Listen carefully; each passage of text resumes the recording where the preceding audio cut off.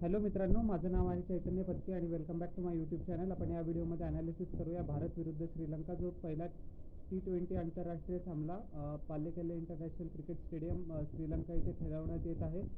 जसं की तुम्हाला माहितीच असेल की जुलै 27, 28 आणि 30 या दिवशी हे तीन आंतरराष्ट्रीय T20 सामने खेळवण्यात येणार आहे. भारत नो डाऊट फेवरिट्स म्हणून स्टार्ट करणार आहे. With all due respect to Sri Lanka, कारण आपली बेंच स्ट्रेंथ टीम इंडियाची खूप जास्त आहे आणि श्रीलंका क्रिकेट 2015 नंतर एक नेव्हर एंडिंग सायकलमध्ये अडकलेला आहे ट्रान्झिशनच्या, की कोणते नवे प्लेयर्स येतात, कोणते नवे प्लेयर्स जातात, त्यांना बिलकुल काही टीम कॉम्बिनेशन मिळत नाही. ऑफ फील्ड पण थोडासा प्रॉब्लेम असतो त्यांचा, करप्शन ॲलिगेशन्स म्हणा, मिसमॅनेजमेंट म्हणा. बट 2015 अगोदर काय टीम होती? तिलकनात्रे दिलशान होता, संगकारा होता, जयवर्धने होता, जयसूर्या होता, मलिंगा होता, मुरलीधरन होते. असे वर्ल्ड क्लास प्लेयर्स होते. पण त्याच्यानंतर श्रीलंकाची जी अवस्था झाली आहे, बिकट अवस्था, अशा चषक त्यांनी 2022मध्ये जिंकला खरा, बट ते सोडून त्यांना काही पण क्रेडिटेबल असा परफॉर्मन्स करता आला नाही आहे.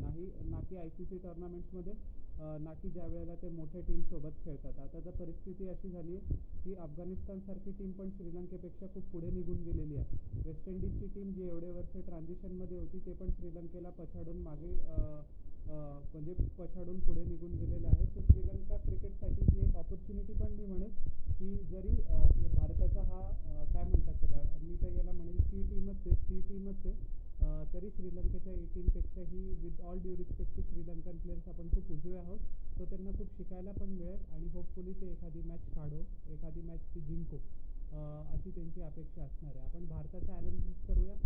गौतम गंभीरसाठी ही पहिली टुर्नामेंट आहे as a full time coach, so त्याला ऑल द बेस्ट. सूर्यकुमार यादवसाठी पण ही पहिली सिरीज आहे as a full time captain.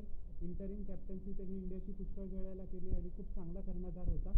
थोडीशी कॉन्ट्रोवर्सी पण झाली की Hardik Pandya actually designated vice captain होता विश्वचषका अगोदर, पण जसं की मी तुम्हाला अगोदरच्या व्हिडिओमध्ये सांगितलं आहे की हार्दिक पांड्याचा वर्कलोड मॅनेजमेंट आणि त्याची जी फिटनेस कन्सर्न्स आहे, तो कायम अनफिट असतो. हे बघून BCCIने निर्णय घेतला की फुल टाईम कॅप्टन सूर्यकुमार यादवला करायचं. Shubman Gill as a designated vice captain असणार आहे. No doubt Hardik Pandya 3 T20 खेळणार आहे, तो ODIsमध्ये ॲक्च्युली नाही खेळणार. ओपनिंगचं बी शुभमन गिल आणि यशस्वी जयस्वाल करेल right hand left hand combination, की जे कायम ऑपोजिशनसाठी कोणता पण असो समोर एक डोकेदुखी हे करतं. त्याच्यानंतर Suryakumar Yadav number 3, Rishabh Pant number 4, number 5ला मी आणेल रिंकू सिंगला, नंबर 6ला मी आणेल अक्षर पटेलला, नंबर 7ला मी आणेल शिवम दुबेला. त्याच्यानंतर जे माझे स्पिन बॉलिंग ऑप्शन आहे, मी रवी बिश्नोईसोबत जाणार आहे. अक्षर पटेल तर असेल. खलील अहमद किंवा मोहम्मद सिराज आणि अर्शदीप सिंग तर खेळणार आहे. तो T20 वर्ल्ड कपमधला हायेस्ट विकेट टेकर आहे. सो ही तर माझी प्लेइंग 11 असणार आहे.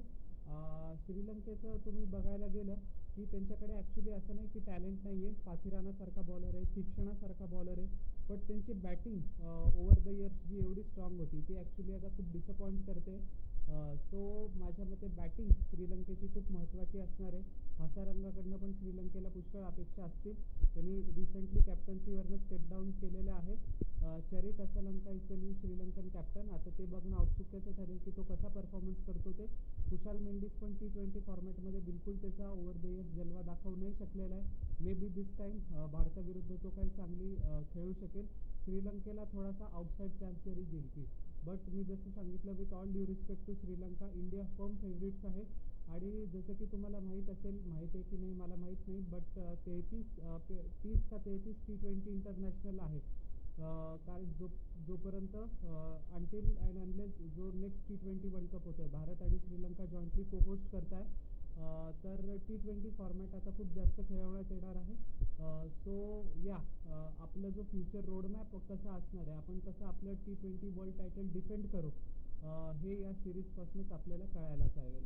ऋतुराज गायकवाडबद्दल खूप कॉन्ट्रोवर्सी आहे. गौतम गंभीरने ॲक्च्युली क्लॅरिफाय केलं आहे की सध्या टीम कॉम्बिनेशनमध्ये ऋतुराज गायकवाड बसत नाही, बट त्यांनी चांगलं परफॉर्मन्स केलं तर सगळ्यांसाठी टीमचे दरवाजे कायम उघडे आहेत. So no need to worry for Ruturaj Gaikwad as well. चांगलं clear cut communication head coach Gautam Gambhir आणि चीफ सिलेक्टर अजित अगरकर या दोघांनी पण केलेलं आहे. सो बघूया कशी सिरीज होते आणि होपफुली इंडिया व्हाईट वॉश करू श्रीलंकेचा, अशी माझी मनोमन इच्छा आहे. सो तुम्हाला माझा प्रिव्ह्यू पहिला T20 इंटरनॅशनलचा कसा वाटला हे जरूर न चुकता खाली मला कॉमेंट सेक्शनमध्ये सांगा. आणि माझ्या यूट्यूब चॅनलला लाईक, शेअर आणि सबस्क्राईब करा आणि बेल आयकॉन प्रेस करा पुढच्या नोटिफिकेशनसाठी. आपण भेटूया नेक्स्ट व्हिडिओमध्ये. Till then everyone, bye.